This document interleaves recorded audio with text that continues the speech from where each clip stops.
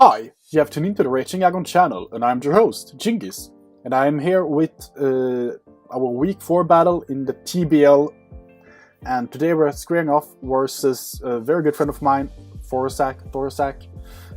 And he is also coach in the PSL. He started PSL very bland. He did play very well in the beginning of PSL, but then he actually stepped up and was like 1 or 2 points away from playoffs, which is very good. So he's not a bad opponent at all. He actually beat me in ABL with some tech that I didn't think of at all, that he brought, that was very effective versus my team. So yeah, he has a very scary team for me to face as well. Like, I have a hard time prepping versus him, and he has a hard time prepping versus me, so this can go either way. His team is, if we can just take it up here, one moment. Of course, Chicago Cubones, if I haven't said that already. Thorsak is the coach of the Chicago Cubones. I think he's 2-1 when we play our battle. And he has the Mega Ladios. He has the Mega Ladios, the Thunderous Incarnate, Infernape, Mammothswine, Florges, Pangrove, Scissor, and Jellicent. Looking at his team, like the Mega he has is just, it hits like a truck. Base 130 attack, base 160 special attack, base 110 speed, pretty bulky as well. Very hard for me to tear down. Does a tremendous amount of damage to my team. But I have some text for it that I hopefully can get off. Then we have his Thunderous Incarnate, Prankster, base 111 speed, his fastest mon. Very hard hitting Pokemon as well. If it is Scarf, it can be a big problem for my team, since I do get Dark Pulse. And the good thing is that it's flying, so it doesn't get the boost from Electric Terrain from Tapu Koko, but it's still a pretty hard Pokemon to deal with. It does so much damage to me. And if it is a Scarf set, or if it is, I don't know if it gets called, but Sub Nasty Plot can be very destructive to my team as well. And I don't really have anything to deal with that. If he's Sub Nasty Plot, he will win the game. It's as easy as that. I can't do anything versus him then. Scarf Infernape destroys my whole team. Banded Infernape I can deal with, because I cannot speed through some things. Scarf Infernape, I only have one thing to deal with that, and that is my Milotic. And even my Milotic doesn't want to take too many hits from Infernape.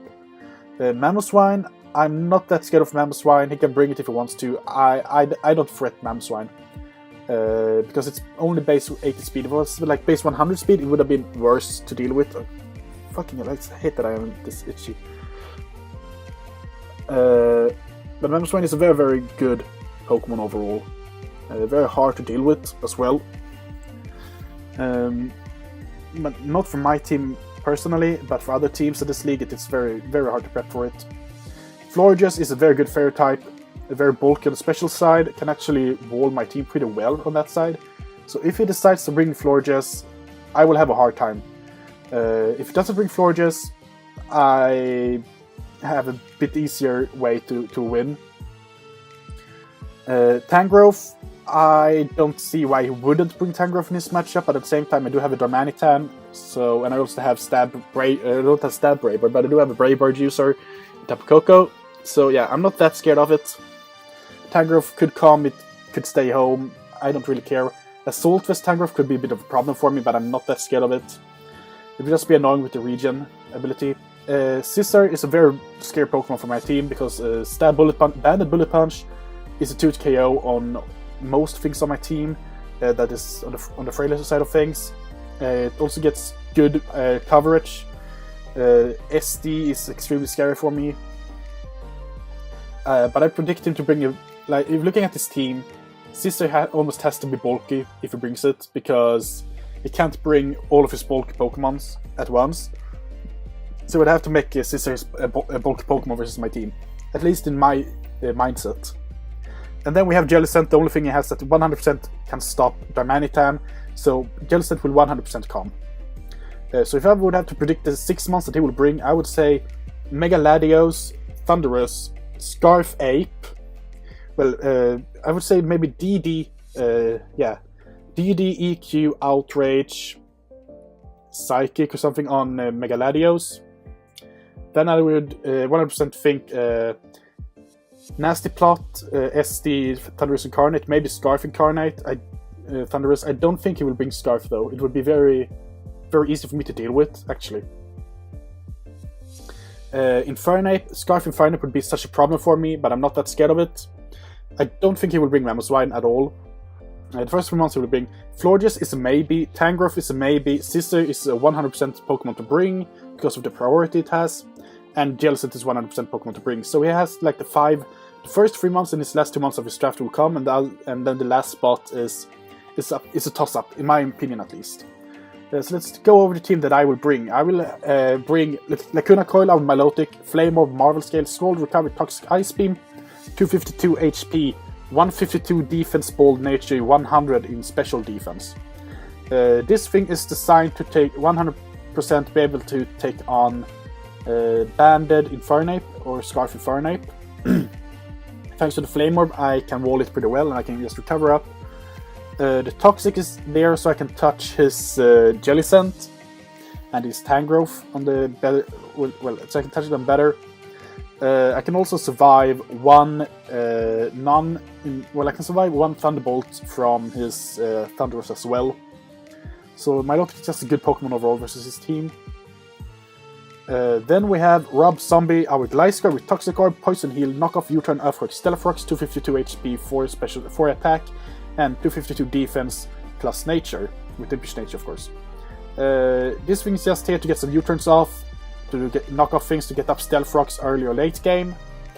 The only reason I bring this is because it's another check to his Infernape, it really is. It's one of, like, if I don't bring Gliscor, Milotic will be wearing down so fast. This is also a good switch in to his Scizor, and it's also pretty decent switch in to his Megaladios as well. Thanks to U-turn or knockoff, it will scare him out, so I will get the free U-turn off and I can get into one of my other monsters you will see here later on. Then we have ACDC, our Tapu Koko, Fairium Sea, Electric Start, Thunderbolt, U-turn, Nature's Madness, and Dazzling Gleam.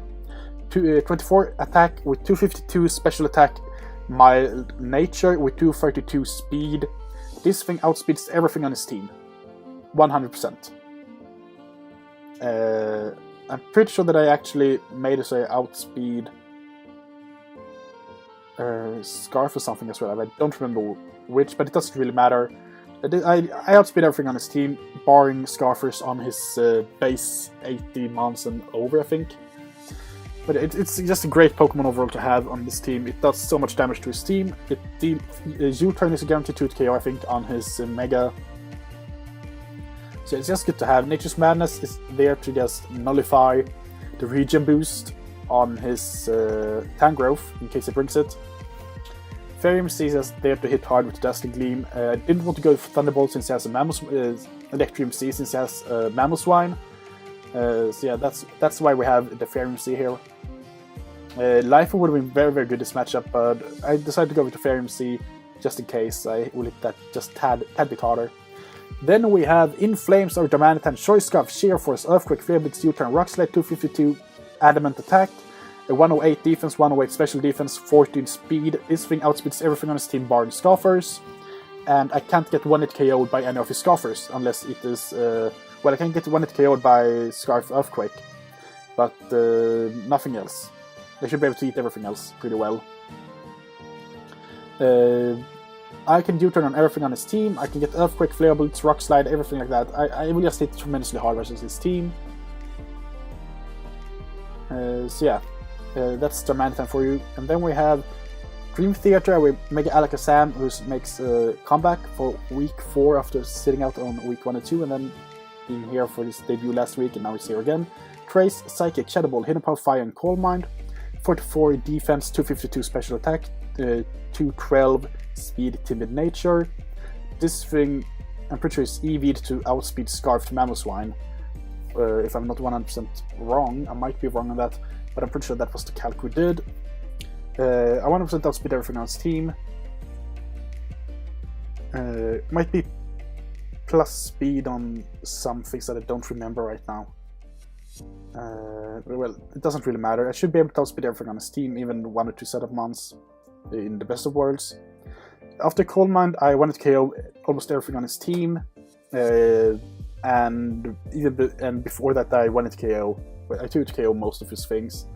And after Stealth Rocks, after just a tad bit of wear down, after Coal Mine I sweep his team no problem. Then last but not least we have Alice Coop. We have a Lowland Muck with Assault Vest, Poison Touch, Knockoff, Shadow Sneak, Gunk Shot, Fire Punch, 252 HP, 252 attack, 4 special defense. This thing is primarily switching into his Mega Latios if it is a specially offensive Pokemon, and to his Thunderous, because he can't really do too much to me and I can knock off his item, and I can get the Gunk Shot off, Fire Punch, everything like that. So it's just a good Pokemon to have overall. It's also my only way to deal with his Florges, which is kind of sad, but it is what it is.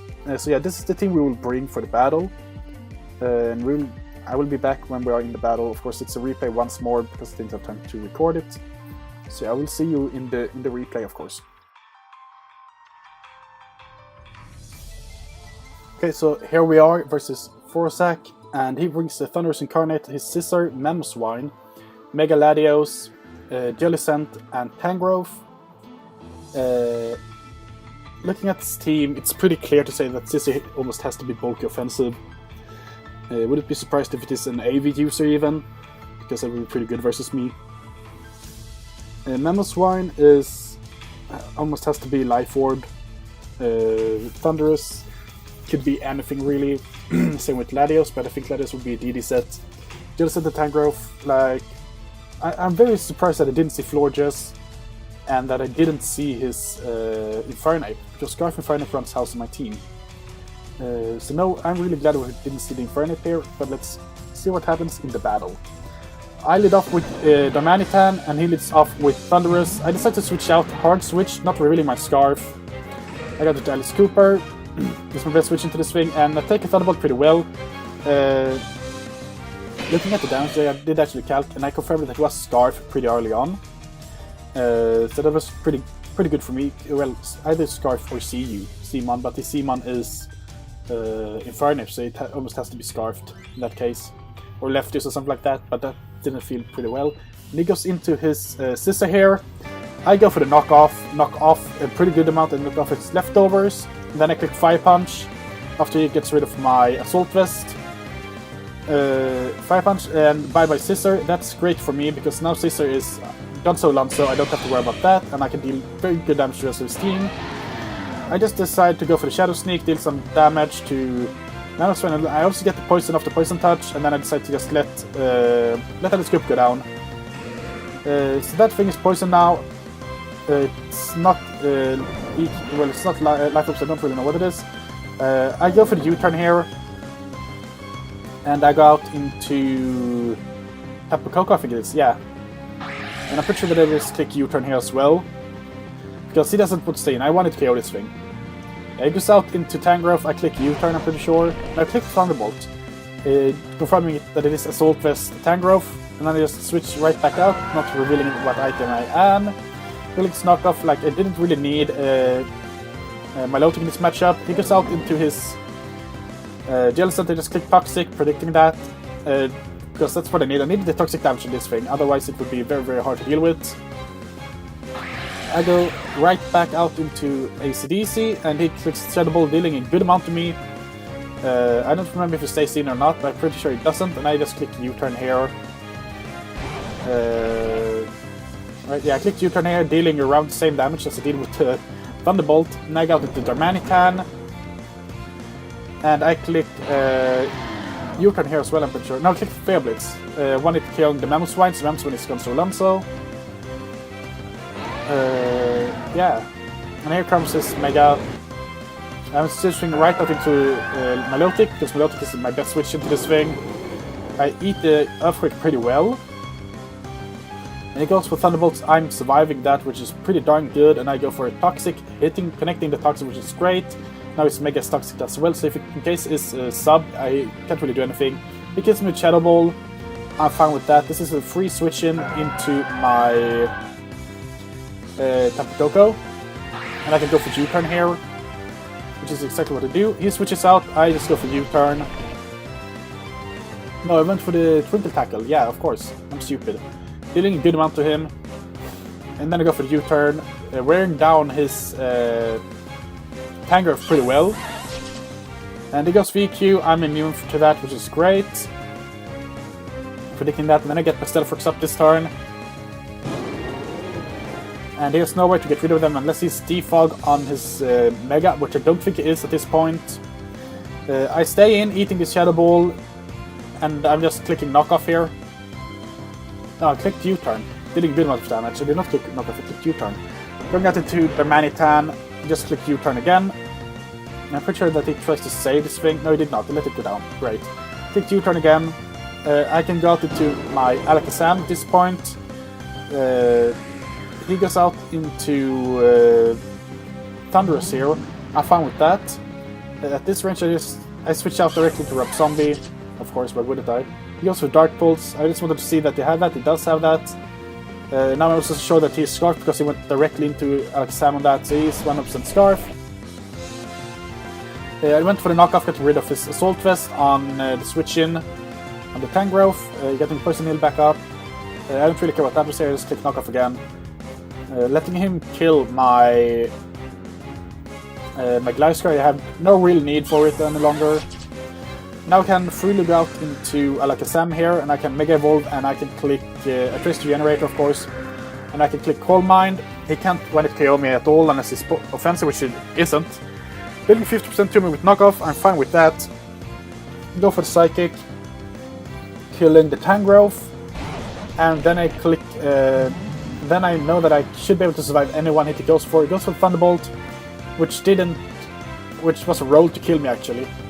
Now I think about it, it was a roll to kill me, and same with Dark Pulse. But I kill it back with Psychic, and then I click the Shadow Ball onto his Pokemon there, what's called the Jellicent. So yeah, we win 3 over here. This is our closest battle so far. I'm pretty sure that I would have won even if the Dream Theater went down because of Darmanitan actually being able to eat a hit from Thunderous. I'm pretty sure it could at least.